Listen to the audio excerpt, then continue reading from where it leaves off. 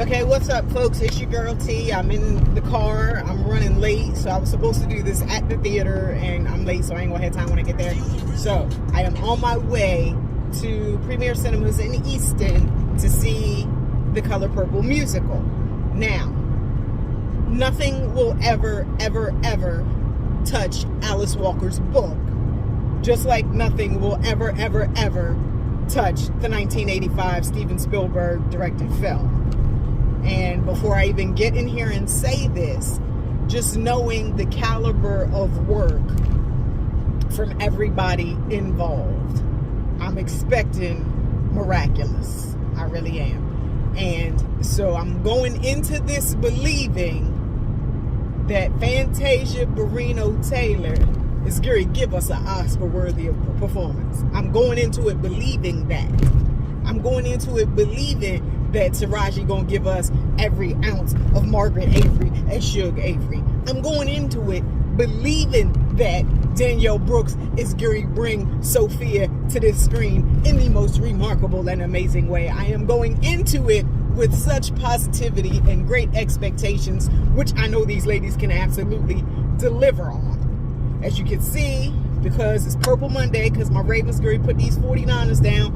After I see the movie, I got to go watch the game. So I got the Ray Lewis on up underneath my Fantasia t-shirt, because this is the night that I seen Fantasia at Pier 6 in Baltimore. She shook my hand, and I had one of them fan love moments where it was like, oh my God, I'm not going to wash my hand for a week. Now, just so you know, yes, I did wash my hands, but I ain't stopped talking about the fact that Fantasia shook my hand that night right up to this day, and that was a couple years back, and I still ain't gonna stop talking about it because I love Fantasia. Fantasia loves her audience, and Fantasia shook my hand, so there's that. Now, with all of that being said, everybody who was alive in 1985, 1986 knows that this Oscar for Best Female Lead in a Motion Picture belonged to Whoopi Goldberg. Everybody who has ever seen the film since then knows that she was cheated out of that Oscar. That film was nominated for 11 Oscars and didn't win any, I don't think. Have to check my facts, but I don't think they won any. And out of 11, they were all deserving, because this was an emotional movie, this was a funny movie, this was a fun movie, this was a rejoicing movie, this was a movie that we could go through all that heartbreak and turmoil with those characters, and we could celebrate with them at the end. And they were cheated like shit, and everybody at the Academy knows that. And you know, Whoopi has Oscar. She's an EGOT. I never even heard of an EGOT until Whoopi became an EGOT, and I said, I want that. I'm still trying to figure out how to get it, but I want that. I was supposed to get it before Jennifer Hudson, but I'm slacking, but I want that. I'm gonna figure it out. So I'm always surrounded by talented people who can do things that I can't. And you all know who I'm talking to. But going into this film knowing that they were absolutely cheated in the Oscars for the original 1985 film, I really feel like Fantasia gonna walk away with it this year, because they can't do it twice and save face. Like, how? And I feel like Fantasia is going to bring her A game, and she's going to earn that Oscar. And this time I feel like they're actually going to give the Oscar to the person who earned it. So I just want to say that we know Whoopi should have had one for this role. She ate that shit like it can't be explained. Whoopi Goldberg has done so many amazing things. She has done so many amazing films and stand-up comedy. She has television talk show host. She has done everything to A+ level. And I feel like even though she's an EGOT, she still don't get the flowers that she's due. So, Fantasia, when you writing your speech, all right, and I know I don't even have to tell you this, I'm just asking on behalf of me. When you writing your speech, please acknowledge the pool of strength that you drew from, which is Whoopi Goldberg. That's all I'm saying. Because I'm going in here, I ain't even got to the movie theater yet. I'm going in here knowing you finna earn an Oscar. I know that. I mean, we probably got some support in the Oscars, best direction, best song, but it's probably a whole lot of stuff. It'd probably be another 11 or 15 or 20 nominations that come out of this. Let's hope this time that y'all get what y'all are due for this movie. And I'm so enthusiastic, and we're going to see it tonight. I was going to see it regardless, but we're going to see it tonight in honor of my big cuz, because this was her favorite movie. So kid, we in there for you tonight, and then we celebrating your birthday real heavy next Saturday. I love you, I miss you, and everybody, I've already been told bring your tissues, so I got mine. I'm ready to go. Okay guys, it's your girl T's Corner. I'm just leaving the theater. Now, I will say that I'm not a fan of remakes. I'm not a fan of do-overs, because I think that the originals, if they were great, don't need to be touched. Going into this, I knew it was going to be different, and it was a musical, so I had those things, you know, already in my head, and I wasn't going in with any preconceived notions about anything. So, having viewed the 2023 Color Purple musical, directed by Blitz, I will say that it was a great film. It was a great musical. I enjoyed the music. I enjoyed the choreography. I think it was Fatima Robinson. Girl went off. Okay, that choreography is amazing, and I applaud the cast for execution, because they did that. So I'm gonna give you that right off the top. As with everything, it was different. So I kind of feel about the Color Purple musical the same way I felt about Sparkle. And y'all know Nippy, my whole heart. I love that woman. Like, we knew each other. We was blood. We was, you know, from the sandbox. That is how I love that woman. So I had to see Sparkle. But I love the original Sparkle, and it was so amazingly done that I had very, very high expectations going in. And I said, had I never seen the original, I would have loved the remake. And it would have been what I would consider high execution. I feel the same way about the Color Purple musical. Had I never seen the Steven Spielberg directed, Whoopi Goldberg led 1985 version of the Color Purple, what I just left that movies from seeing would be next fucking level.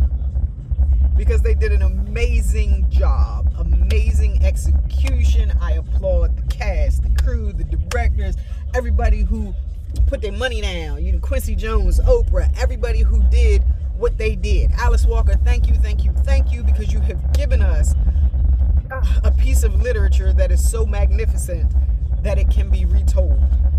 So thank you. And I have read the book. Very, very graphic. Very good. If you haven't read it, you should.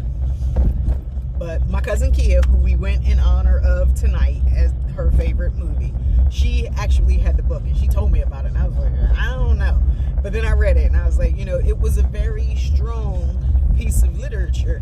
And when you write, you have to make the people see what you see in your head. And Alice Walker absolutely did that. Did I say like Pulitzer Prize winning Alice Walker? Doesn't she have a Pulitzer Prize? I think she does. Anyway, Alice Walker did that in writing The Color Purple, in writing and telling that story that she said came from the tales that were handed down throughout her family and the folklore and things that she knew. It wasn't all first-hand experience. It wasn't autobiographical. It was what she knew. And she put that in the story, and she infused her characters with the women in her family and the tales that had come down throughout history. And we all have that. And it's not to bash men or say anything negative about men, because men are strong and they pass down a lot. But as my experience as a little black girl, as a teenager, as a black woman, the power and the strength that I have comes from black women and their tales and their lives and the stories that were passed down through their generations. I say all the time, I am who I am because of my great-grandmother, my grandmother, and my mother. What they infused generation to generation is why I am who I am. So I understand the power of passing those tales down and passing them stories down, and Alice Walker did that. So she gave anybody who has ever wanted to do anything with her work the material to do it with. So we've had a film in 1985, we've had a Broadway play, and now we have a musical. Why? Because there is so much that you can pull from the original material. So I thank you, Alice Walker. You did that. Steven Spielberg, for having the vision and for the cast that you gave us in 1985, for the story that you told and the way that you told it. I applaud you and I thank you. To Blitz, whose last name I cannot remember, but who knows my cousin Haki. Amazing work. What I just left the theater seeing was amazing, top-notch work. And I feel like everybody involved poured everything that they had into it. And I'm so grateful for it. I applaud entertainers and I thank entertainers, because without entertainment, I wouldn't survive a lot of stuff. There are movies that bring me out. There are songs that bring, if I'm going through something, entertainment does it for me. So I definitely always appreciate artists and the work that they share with us. And I know from watching these interviews, everybody said, bring your tissues, it's a tearjerker. I did not cry at the movie. Although I am here. Lord, when Tasia sang that, when they did it at the Tonys, I like to lost my mind. And in the movie, just whenever I hear that song, I went to the movies to hear that song. I'm not even gonna lie. But that song does something to me, because that is powerful. I don't know who wrote the lyrics, but they did that. But looking at the interviews, I watched the interviews of the cast and the three main characters, Sophia Shug and Miss Celie. And so watching Fantasia and Taraji and Danielle in their interviews, I mean, I've gotten more choked up just listening to them talk about what they had to go through to do it, what they have to go through to be in this industry, what it means for Fantasia to have top billing for the first time in this illustrious career that she's had, and knowing just some of her story and how, she lost everything twice and had to get it back, and how she didn't have people in her corner that were doing right by her, and that she had so many people taken, but people weren't sewing into her. And with Taraji talking about, how, she's had top billing, and she's had these monster roles, and she's had these movies that have done so much at the box office and so much with the nominations and all that, and she still don't get paid what she deserved, and she still don't get the recognition that she deserved. I cried more listening to them talk about that than I did at the movie. And I didn't cry at all at the movie, but I cried reading the book, though. I'm gonna tell you that right now. If you read that book, you're gonna have to steel yourself for that, because descriptions, you're gonna see. If you are a bibliophile like myself, you understand that when you read those words, they paint a picture. And Alice Walker gave you a picture. You had that movie long before Steven Spielberg got his hands on it. I promise you, if you read that book. And I read the book after seeing the movie, years after seeing the movie, because the movie came out when I was like 5. I read the book as a teenager, so years later. But a lot of things that we all know and that we all love and that we have just, have been taglines and catchphrases for our life are missing. It is so different. We don't get none of this. None of that. No Maki Dada. And I'm like, Quincy Jones is still a producer on the movie, so why we didn't get that if he wrote that? I don't know. I guess they wanted to go a different way. The song that they did, it was all right. It wasn't Maki Dada. So, I mean, let us stay, please let us stay. I gotta go to school. None of that is gone. Spoiled twice. None of that is in the movie. And I was just like, some of those things were peak things. And another thing I did not like. Well, one thing I did not like another thing. I mean, I missed those things, but what I did not like was, for some reason, Olivia is older than Adam. Why? I don't understand what the point of that change was.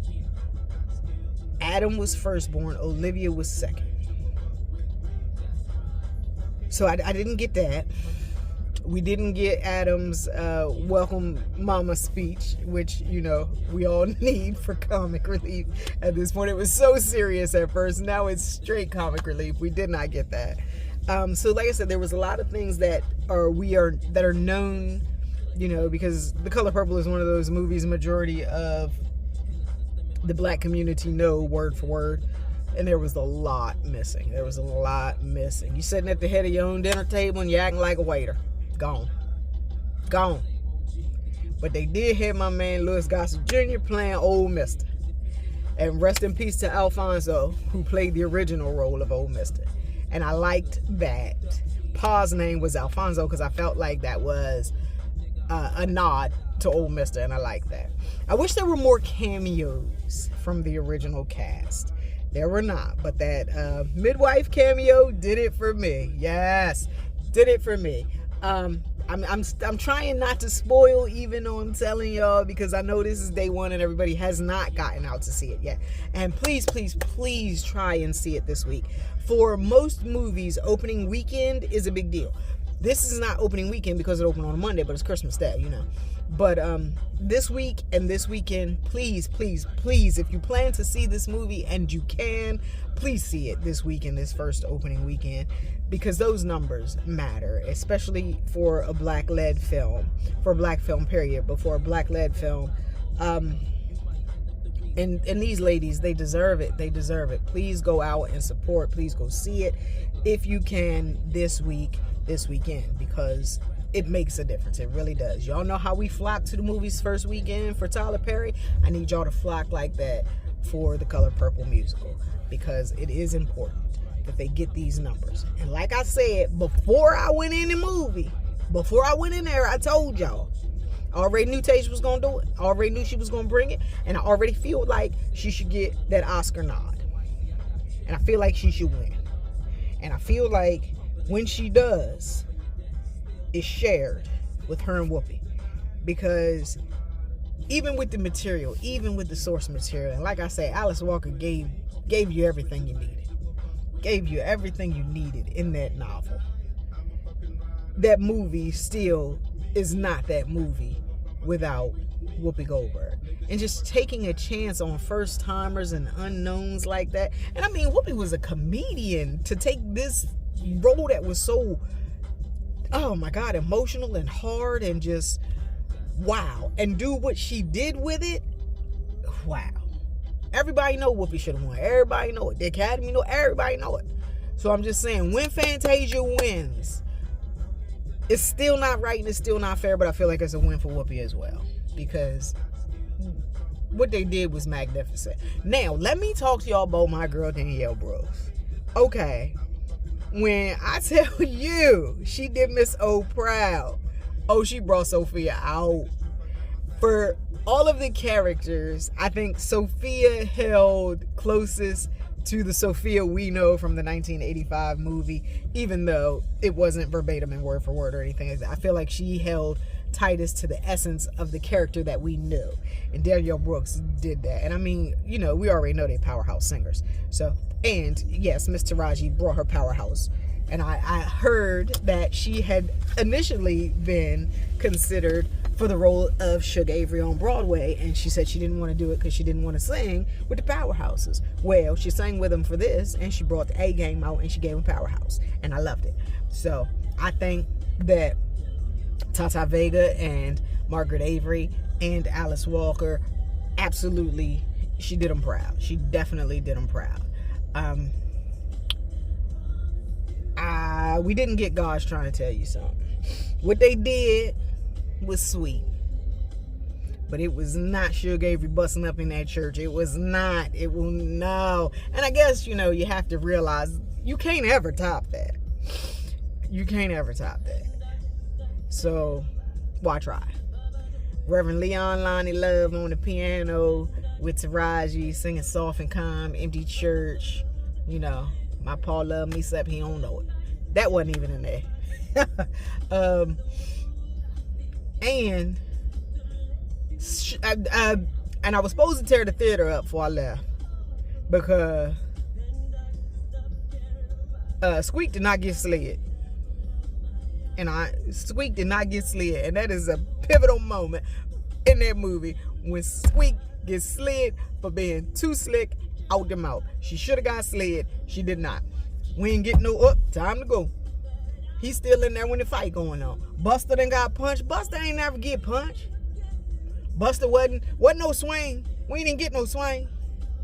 They just forgot all about Lawrence Fishburne. We ain't get no swing. Buster was at the gas station with the Miss Millie situation. Buster wasn't even there. I don't know where Buster was at. If Buster was there, he wasn't the one pumping that gas. Swain was. So we ain't get no swing. We ain't get no swing. We ain't get, you ain't gonna rain on your head. None of that, man. But we did get some new stuff. Absolutely hilarious. Because old mister said Suge so nasty she bring the plague. Goddamn. If that wasn't enough, Sophia told mister, shouldn't you be somewhere with people your age? Like the cemetery? Goddamn. How you hit somebody in the face like that? I died laughing. So there are some new things. There are some new tidbits. I'm definitely gonna see it again. Absolutely magnificent. I downloaded the soundtrack while I was in the movies watching the movie because, like I said, that Fantasia I Am Here, I did the Broadway version and the movie work. That song, it really does something to me. It really gets into me. So I would just ask that everybody go and see it. I'm trying not to give spoilers while giving spoilers while telling you to go see the movie, but it was amazing and magnificent musical. Choreography is great. Song choices are great. Acting is great. Everybody brought their A game. I think it's a must see for whether you've seen the original or not. I mean, is there anybody alive who hasn't seen the original? But if you've read the book, you've seen the original, you still want to see this. And I feel like it was a treat for those of us who didn't get to see it on Broadway, because I figure it's more like being a musical. It's more like the Broadway version, and I did not get to see it on Broadway. So I am glad that I got to go and see this tonight on Christmas. So this is my Christmas gift to myself. I got me a ramen bowl and I took myself to the movies, and that's it. Christmas 2023. This is your girl T signing off.